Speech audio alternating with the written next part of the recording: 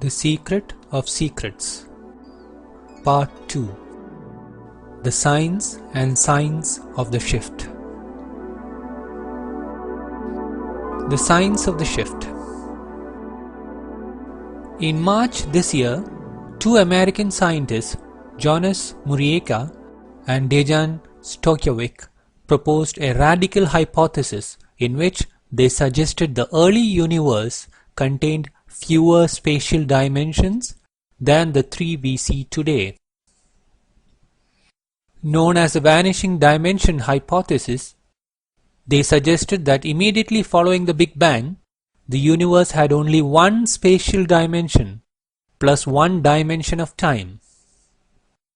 In other words, the extremely hot universe of that period was only a line. According to them, at some point as it cooled, a second spatial dimension appeared and it became a plane. Then, after further cooling and expansion, at some point the third dimension of space also appeared and it became the four-dimensional universe as we see today. And interestingly, it also proposes that sometime in future, our four-dimensional universe could even shift into a five-dimensional universe consisting of four dimensions of space and one dimension of time. This hypothesis resolved many problems in cosmology, such as the universe's accelerated expansion, incompatibility between relativity and quantum mechanics, dark energy, Higgs boson, etc. There was also some experimental evidence supporting their hypotheses. However, the scientists were unsure when the shift from a lower dimensional universe to a higher dimensional universe occurred. They suspected that it had to do with the energy levels passing a threshold. While I think that this hypothesis is perhaps the most elegant and satisfactory explanation of the evolution of our universe and even its possible future, I would like to propose an alternative as to how exactly this shift from a lower dimensional to a higher dimensional universe is triggered. I am not convinced that it is the energy levels of the universe that determine when a dimensional shift occurs. While a dimensional shift is a universal phenomenon, that is, it takes place simultaneously over the entire universe, energy levels are localized and vary from region to region. Hence, energy levels triggering a universal shift is unlikely. I think a universal shift from a lower to a higher dimension is triggered when the expanding universe closes in on itself and merges with the higher dimensional space that it encloses. For instance, a two-dimensional, that is one space plus one time, line universe expands in both directions. But there are minuscule imperfections to its trajectory of expansion. These imperfections ultimately contribute towards a curvature to this expansion, and eventually the two ends of this line universe meet. It is at this point the line universe merges with the closed three-dimensional space, that is two space plus one time, space that it now encloses, and spontaneously upgrades itself to an additional spatial dimension. Needless to say, all matter within it also becomes three-dimensional, since at the most fundamental levels, matter is just a manifestation of space, like the waves in an ocean. It would be worth noting that even string theory predicts 11 dimensions to space-time. The 7 extra dimensions of space are too tiny and curled up in our present universe to have any impact. So a shift to a higher dimension would involve one of the curled up spatial dimensions becoming suddenly unwound and manifest.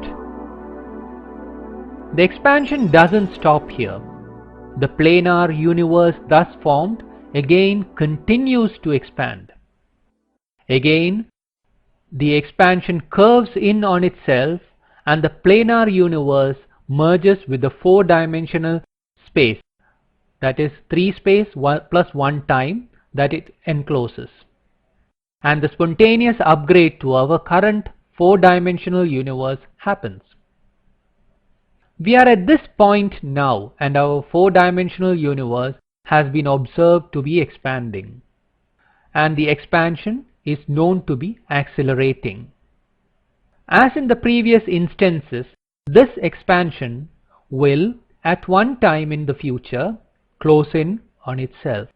The extremities of our universe will all come together. It is then that our spontaneous shift into the fifth dimension happens. The signs of the shift. I am not going to address the question as to when exactly this will happen, since I do not know. 1 billion years in the future, 1,000 years in the future, 2012, maybe. But I think the one consciousness that inhabits the deepest fold of our being, that is exactly same in you, me, and everyone else, knows of this moment. It is now communicating to us through innumerable signs to prepare us for our future. Therefore, I think the shift is imminent. It will happen in our lifetime and in the blink of an eye. And what are these signs? One of the most enduring signs of the shift is the Ouroboros and its many variants prevalent in almost every ancient culture, ranging from the Egyptian, Indian, Mayan, Aztec, alchemy, Norse, Greek, and Gnosticism, to name a few. Yes, these signs have been there for ages, but only now their message is being revealed. There have been interpretations to it being a representation of the cyclical nature of the universe, which is also true. The shift ultimately is cyclical in nature, ascending through worlds of higher and higher dimension before everything collapses back to a point of zero dimensions, where even time does not exist. And again the cycle starts anew. The Ouroboros is clearly a spectacular representation of the shift. The extremities of the serpent that represent the universe meeting at a point, triggering the universal ascension to the next higher dimension. Even at the most mundane levels of our existence, this transition is represented in the wedding ring that is worn on the day of marriage, which marks the transition of an individual's life from being single to becoming a couple. The light-filled diamond at the center of the ring is the meeting point, the point of the shift.